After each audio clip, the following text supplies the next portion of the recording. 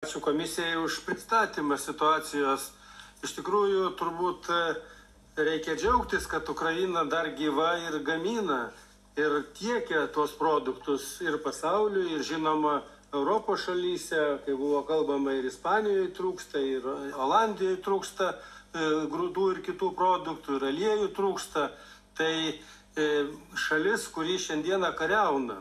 Problema yra ne Ukraina.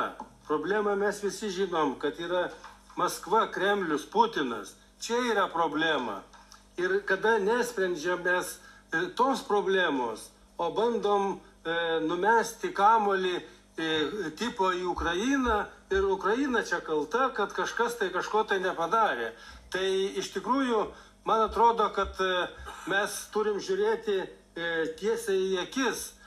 Juk žiūrėkim, kiek mes kartu esam šnekėję apie sankcijų vykdymą. Tai ir čia ką tik tai buvo, prieš mane kalbėjo, kad ir rusiški grūdai.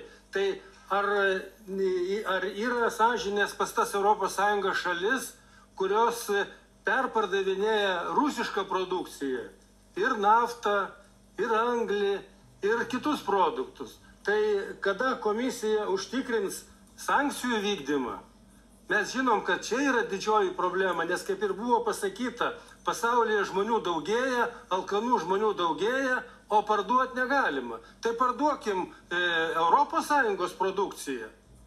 Jeigu mes, negalim iš Ukrainos išvežti, tai parduokim savo, o mum atveš Ukrainą ir pasikeisim.